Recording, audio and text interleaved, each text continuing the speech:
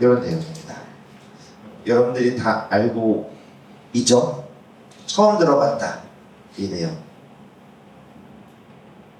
다 알고 있죠? 예수님이 갑자기 옛날 이야기 하나를 끄집어 옵니다.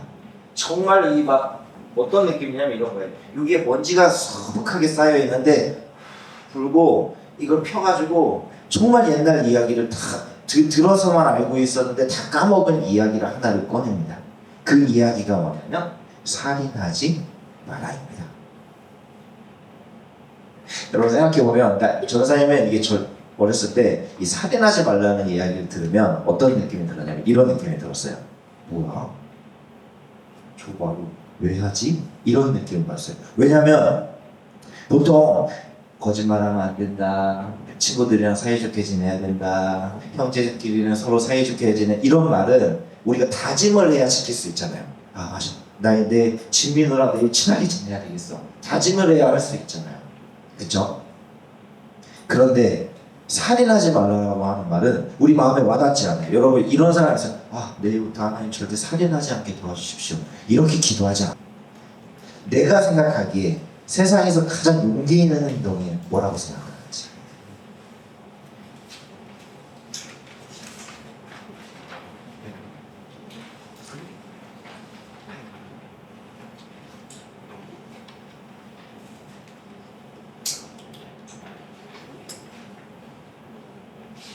화재 현장에 뛰어드는 거 가장 내가 생각해 가장 용기 있는 행동이라고 생각합니다. 용기.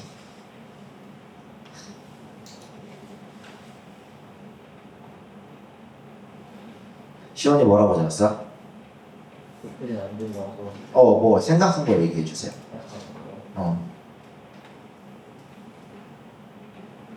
성규부터. 오케이. 어렵죠? 건이 적었니? 못 적었어? 형준이 적은 거 같은데. 이 사람을 대가를 말하지 않거든. 그게 그냥 용기 있는 행동이다. 대가를 말하지 않는다. 오케이. 영희는? 1인 시키자. 그것도 진짜 용기가 있어야 되죠. 네, 서원이는? 정의의 지력. 와, 어렵고 용기 있는 거다. 자, 전사님이 생각하는 가장 용기 있다고 생각하는 사건을 막 찾다가 요걸 한번 찾아봤던 거예요. 전사님이. 이게 2014년도에 뉴욕타임즈에서 그 당시 2014년도에는 161년 전이에요. 지금은 111, 왜 10년이 지났으니까. 161년 전에 자기들이 썼던 그 기사에 오타가 납니다. 저기 네모나게 써져 있는 거 있죠? 네. 솔로몬 노스럽이라고 하는 게 그 정확한 표현이에요. 근데 어떻게 적었어요? U를 O로 적었습니다. 로로 적었습니다. 네. 이게 그때 당시에 굉장히 유행한 노예 12년이라고 하는 그 제목이 정확한지 모르겠는데 그 영화가 굉장히 갑자기 유행을 하게 됐어요. 그래가지고 그것 때문에 노예 해방과 노예에 대한 이슈들이 막 일어난 거예요. 그러다 보니까 그 당시에 어떤 사람이 이걸 제기했는지 모르겠는데 아무튼 이거를 발견하게 된 거예요. 그리고 나서 이 오류가 있다는 것을 161년 만에 자신들의 신문에 정정 보도를 하게 됩니다. 자신들이 실수를 했고 자신들이 잘못을 했고 이건 자신들이 부끄러운 모습이다. 앞으로도 우리는 정확한 것을 전달하려고 노력하지만 그것에 문제가 있을 때는 정정하고 수정하겠다라고 한 내용이었습니다. 자신들의 실수를 인정했어요. 왜 뉴욕타임즈가 정정한 이 보도가 용기 있는 행동일까 저는 생각을 해봤어요. 왜냐면 여러분 잘 생각해보세요. 인간은 누구나 무결점, 무오류인 사람은 없습니다. 그쵸? 이거 반대하는 사람, 나는 무결점이고 무오류합니다. 나는 실수도 하지 않고 부족한 것이 없는 사람입니다. 그렇지 않잖아요. 근데 인간은 어떤 생각을 하냐면 다 인정해요. 나에게 결점도 없고 실수도 없고 부족함도 없는 인간이 아니라는 것을. 근데 인간은 그렇기 때문에 뭘 하고 싶냐면 무결점, 무오류인 사람이 되고자 노력해요. 그쵸? 우리는 그렇죠. 실수하지 않으려고, 부족한 게 없는 것 없이 살려고 노력하잖아요. 근데 이렇게 지향하다 보면, 실수가 없고 부족한 것이 없는 사람이 되고자 노력하다 보면 어떤 현상이 발생하냐면, 내가 완벽하게 알고 있고 내가 완벽하게 진리라고 생각하는 것이 있잖아요. 그러면 그것을 수정하지 않아요. 예를 들어 볼게요. 전사님이 영상 편집을 하잖아요. 전사님이 영상 편집을 할 때 절대 틀리지 않는 어떤 기술들이 있어요. 설명할 수는 없지만. 근데 누가 그것을 틀렸다고 지적하면 전사님의 마음에 어떤 마음이 드냐면, 나는 틀리지 않아. 정말 잘 안 틀리는 부분이에요. 근데 그걸 지적하면 어떤 마음이 드냐면, 나는 오류가 없어. 나는 무결점이야. 나는 그 부분을 틀리지 않아. 반감이 들어요. 아니, 나 그거 틀리지 않았을걸? 이런 생각을 한다는 거예요.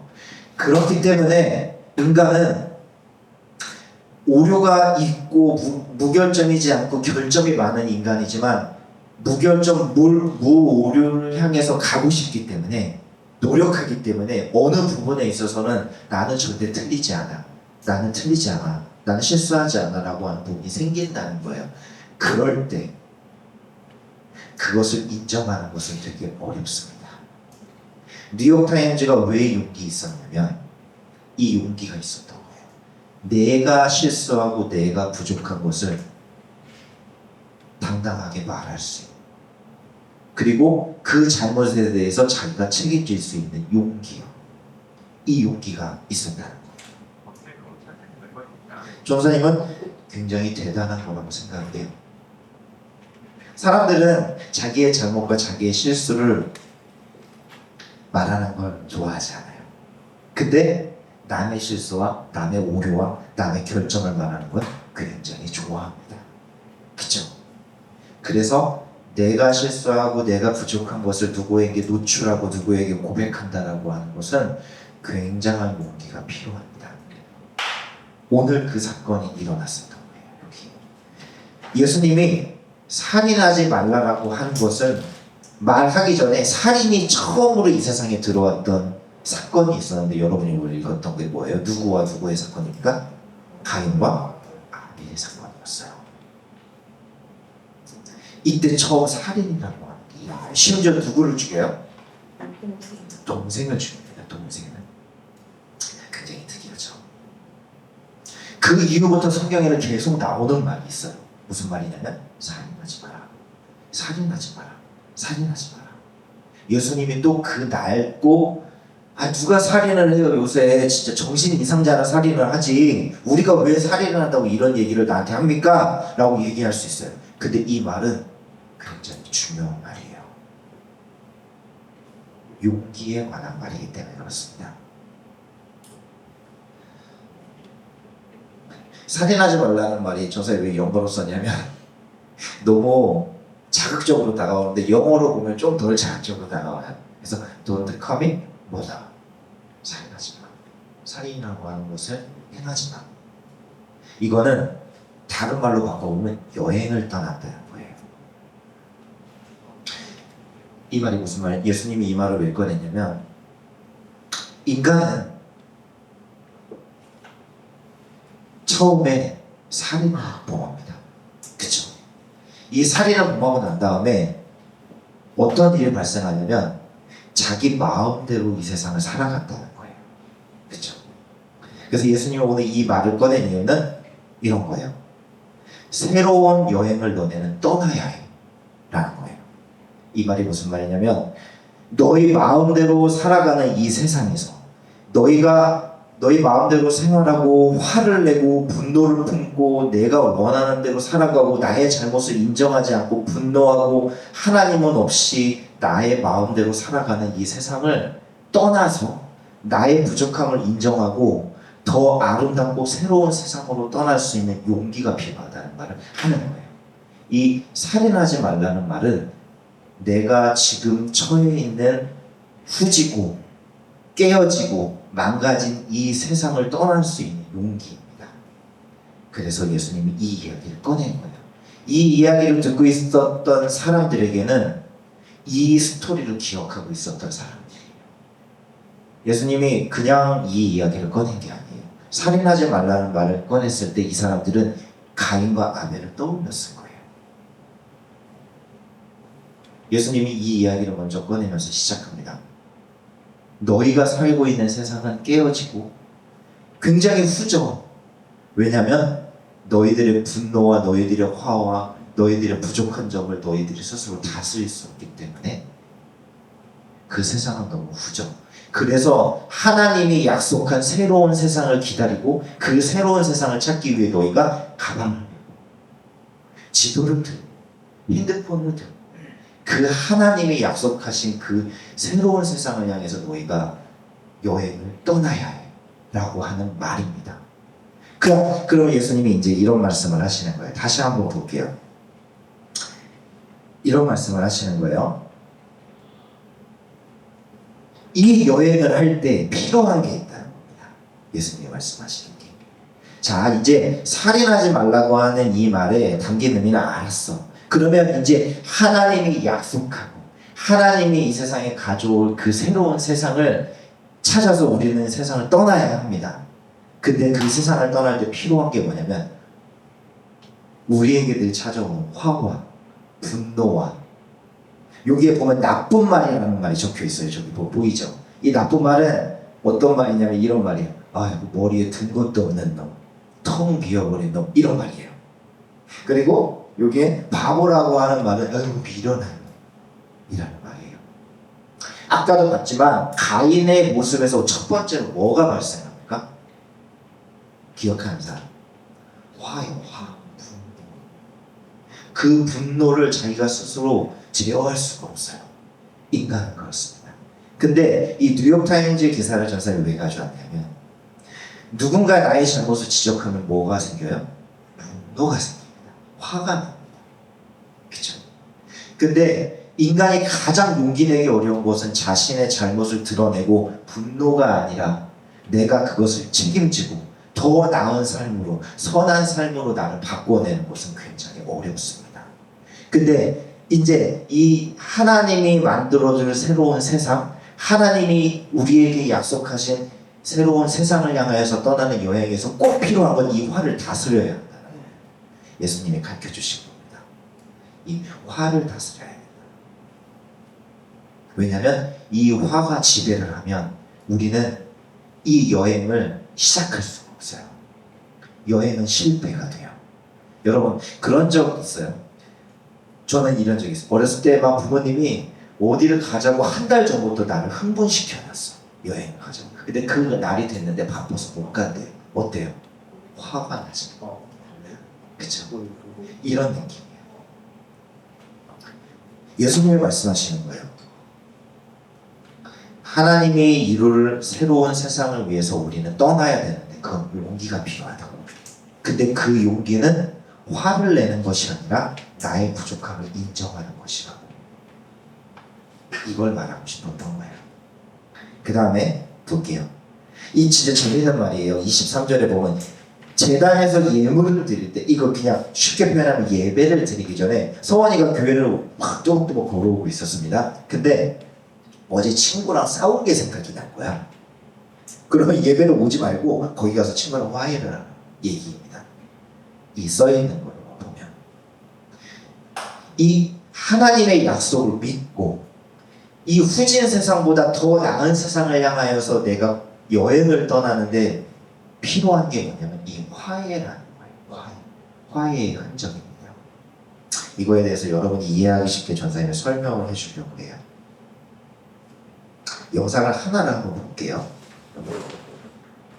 이게 뭐냐면 정말 얄미운 직장 상사가 있어요.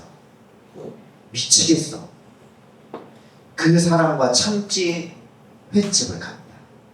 그때 이 직장 상사가 개무시합니다. 그때 그 개무시를 대처하는 방법을 보도록 하겠습니다. 잘 먹겠습니다. 누가 요즘에 촌스럽게 김에 싸놓는다 바보. 치워? 그냥 스타일대로 먹어. 고급 참치를 안 먹어본 거지. 이것도 그렇게 고급 아니야. 그냥 먹어. 그럼 어떻게 먹어야 맛있는데요? 부위를 봐. 기름지잖아. 이런 건 생 와사비만 조금. 와사비랑 조금. 응?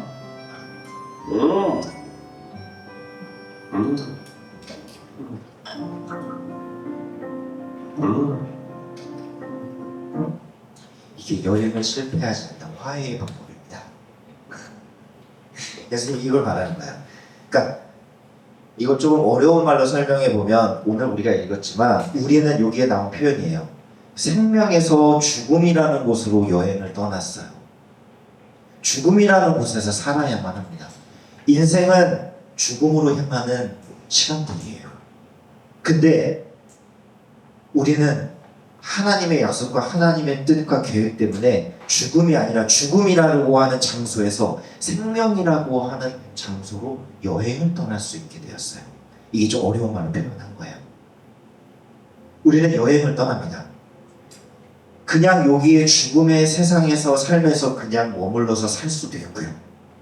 하나님이 약속한 그 약속을 믿고 오늘 여러분이 읽었던 하나님이 인간의 형편없는 모습에도 불구하고 자신의 욕망과 용기도 없이 분노와 화로 이 세상을 다스리고 나의 부족함을 감추려고 하는 이 부족한 인간의 모습을 용서하고 죽음에서 새로운 생명으로 떠날 수 있는 여행의 시작의 기회를 줬다는 거예요. 근데 그 여행을 실패하지 않으려면 화의 분노의 지배 당하지 않아야 돼요. 그 방법은 화해하는 방법밖에 없어요. 근데 이 화해는 어디 저 멀리 있는 사람과 화해하는 게 아니라 바로 내 옆에 있는 사람, 거기서부터 화해가 시작된다. 요 그림을 한번 볼까요? 여러분 혹시 그 옛날에 무한도전에 나왔던 우토로라고 하는 마을이라고 하는 거 들어본 적 있어요? 없으세요? 이 우토로라고 하는 마을이 일본이에요. 일본. 여기가 어디냐면 이 얘기만 하고 한번 예배를 마쳐볼게요. 일본인데요. 여기는 뭐냐면 우토로라고 하는 마을이 있는데 거기에 비행장을 치려고 했습니다. 언제? 일본이 세계대전을 치를 때 전쟁을 위해서 우리나라는 벌써 식민지가 됐고요. 우리나라에 있는 사람들을 어떻게 돼요? 끌고 가서 전쟁에도 참여하게 하고 그 전쟁에 필요한 무언가를 캐내기 위해서 막 노동을 하러 막 끌려가고 여성들은 성노예로 끌려가게 됐잖아요. 그쵸? 이때 너무 무서워.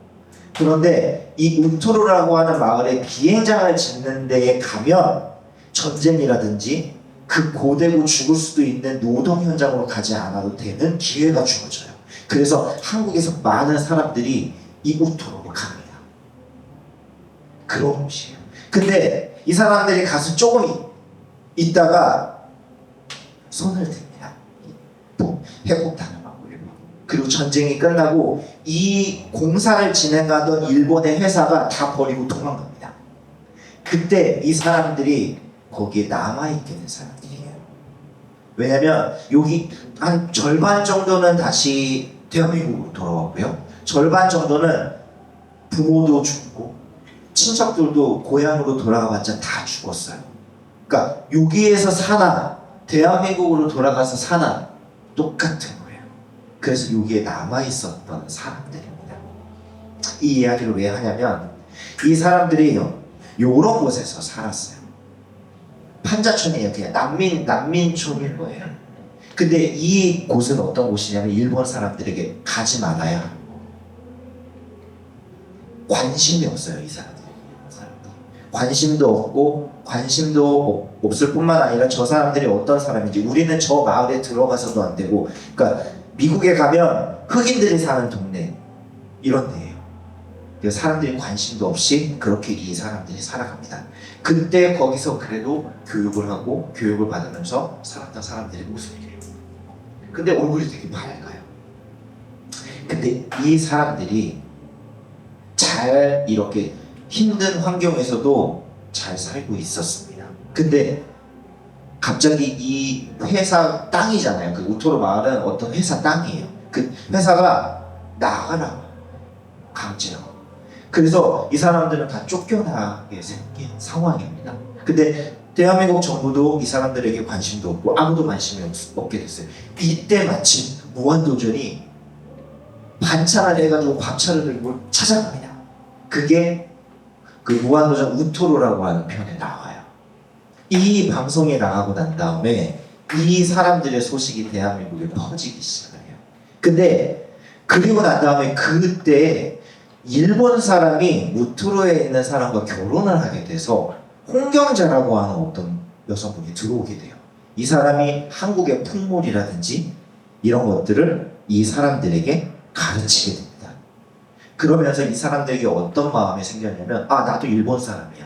나도 인간이야. 사람이야. 이 세상 사람들에게 내가 어떤 존재인지 알려야 되겠어 라고 하면서 일본 시민사회도 관심을 갖기 시작해요. 그러고 났더니 많은 사람들이 돈을 모으면서 어마어마한 돈을 모으면서 그 땅을 삽니다. 그리고 이 사람은 거기에 머물 수 있게 돼요. 그리고 일본도 그 한국 정부도 거기에 돈을 보태가지고 사게 됩니다. 그리고 나서 일본 정부가 너무 부끄러운 거예요. 그래가지고 이 사람들한테 어떻게 하냐면 이렇게 아파트를 지어주게 됩니다. 그래서 이 사람들은 이런 아파트에 살고 있습니다. 일본 사람도 이 사람들에게 관심이 없었고 대한민국 사람들도 이 사람에게 관심이 없었습니다. 근데 예능프로 하나의 무한도전이 찾아갑니다. 때마침 그때. 그리고 일본 시민사회도 관심을 갖게 되고 처음으로 일본과 한국에서 화해라고 하는 사건이 일어나는 게 이 우토로 마을 사건이에요. 놀랍죠? 한 번도 일본과 대한민국은 화해라고 하는 것을 해본 적이 별로 없어요. 왜냐하면 저쪽도 우리에게 용서를 구하고 잘못했다고 하지 않고 우리는 그걸 받아줄 생각이 없기 때문에 그래요. 근데 이 작은 마을에서 이 화해라고 하는 사건이 일어나게 돼요. 근데 여기서 전사에 하고 싶은 말은 이거예요. 이제 이렇게 건물을 짓고 난 다음에 여기서 사니까 이 우토로 마을의 역사에 대해서 기록할 수 있는 기념관을 하나를 세우자고 해서 이렇게 세웁니다. 근데 어느 날 방화 사건이 일어납니다. 일본의 어떤 청년이 거기에 불을 지르게 됩니다. 그리고 조센진이 싫다라고 합니다. 그래서 지금까지 있던 우토로 마을의 기록들이 다 사라집니다. 근데 여기서 했던 그 할머니의 말이에요. 한번 들어보세요. 이 청년은 결국 자신의 인생을 망치고 감옥을 가게 됩니다. 그 청년에게 이 할머니가 했던 말이에요. 너무 안타깝다. 이 청년이 우리가 모여있는 이곳에 한 번이라도 와봤다면, 나를 한 번이라도 만나봤다면 그 청년의 인생을 망치지 않았을 텐데, 새로운 인생을 살 수 있었을 텐데 라는 거예요. 이 일본 청년은 한국에 가본 적도 없고요, 한국 사람을 만나본 적도 없고요, 이 할머니들을 만나본 적도 없어요. 근데 조센치는 싫어합니다. 분노하고 화를 냅니다. 근데 이 할머니는 이런 말을 해요. 나를 만났으면, 나를 이 마을에 한 번만 와봤으면, 나를 기억했으면 저 청년의 인생이 저렇게 망가지지 않았을 텐데 라고 안타까워했습니다. 여러분, 이거예요. 예수님이 말하고 싶었던 게 바로 이겁니다. 너희들이 하나님의 계획과 하나님의 뜻에 관심을 가지면 너희의 인생의 여행이라고 하는 것을 실패하지 않을 수 있어 라는 말 하나를 이 할머니가 했던 것처럼, 이 청년은 한 번도 새로운 세상이 있고 우리가 관심을 갖고 우리가 희망을 가져야 될 새로운 세상이 있다는 것을 경험해보지 못했어요. 여러분이 살인하지 말라라고 하는 하나님의 이 말씀과 가인과 아벨의 이 사건을 기억해야만 하는 이유는 여기에 있습니다. 하나님이 새로운 세상을 준비하고 있다는 그 희망에 관심을 갖고 거기에 희망을 둬야만 우리는 이 여행에 실패하지 않을 수 있어요. 알겠습니까? 실패하지 않을 수 있는 방법은 뭐예요? 하나님이 화를 내려놔, 분노를 내려놔. 그리고 너희의 삶의 여행에 많은 화해의 흔적들을 남겨줘 라는 겁니다. 이 할머니는 삶에 많은 화해의 흔적들을 남겼어요. 나를 버렸던 조국을 용서했고, 나를 버렸던 일본 청년을 용서했고, 일본에 많은 도움을 줬던 일본이 자신들에게 했던 행동을 용서했고 화해했습니다. 예수님이 말하는 거예요. 새로운 세상, 지금보다 더 나은 세상, 내가 조금은 더 나은 삶, 나은 사람이 되기 위해서는, 그 여행에 실패하지 않기 위해서는 화해의 흔적들을 남겨야 한다는 겁니다. 아시겠죠?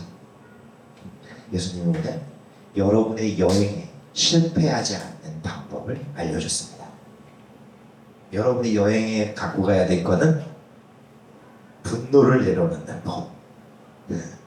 그리고 누군가에게 머리가 텅 비었어, 이 미련한 놈아 라고 하는 쉽게 말하는 말을 내려놓고 그 사람과 화해의 흔적들을 많이 남기는 거예요.